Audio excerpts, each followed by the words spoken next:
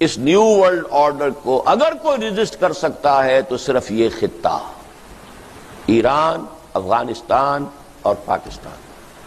اور اگر یہ ہو گیا تو روسی ترکستان کا علاقہ بھی، اس میں بھی کچھ فنڈامنٹلسٹ تحریکیں اور فکر جو ہے پہنچ چکا ہے، لیکن ان کی چونکہ برین واشنگ بہت زیادہ ہو چکی ہے لہذا انہیں وقت لگے گا، ابھی آسان کام نہیں ہے ان کا.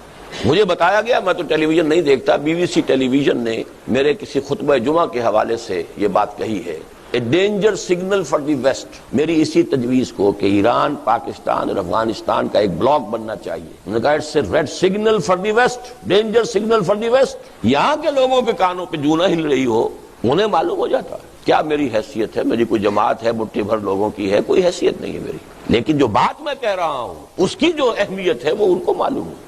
ایران کا گھیراؤ ہو رہا ہے، ٹارگٹ نمبر 1 ہے. کسی بھی روز آپ سنیں گے کہ کوئی سٹرائک ہوا ہے اور اس کی جو بھی ایٹمک انسٹالیشنز ہیں وہ تو پہلے بات میں ختم کر دیں گے. اوپنلی انہوں نے اپنے بجٹ کے اندر $20 کروڑ کی رقم جو ہے اوپنلی، کوئی ڈر نہیں ہے اب انہیں.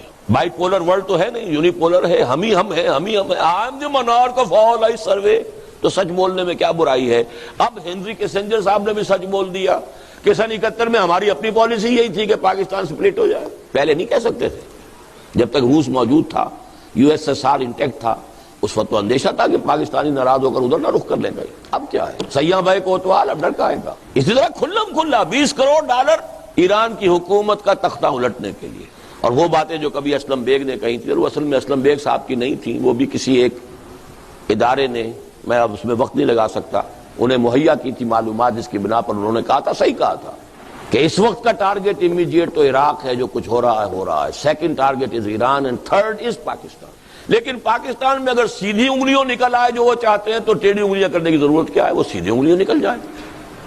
ٹیڑھی انگلی تو تب استعمال ہوتی ہے جب سیدھی انگلیوں کوئی شے نکلتا نہ ہو. اور مجھے تو سخت ایک دفعہ تو کپ کپی سی طاری ہوتی ہے، اگر یہ شیعہ سنی مسئلے کی مفاہمت کی کوئی صورت نہ بن سکی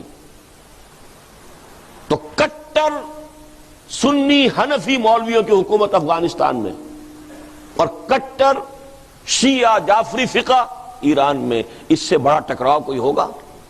امریکہ کو اور کیا چاہیے؟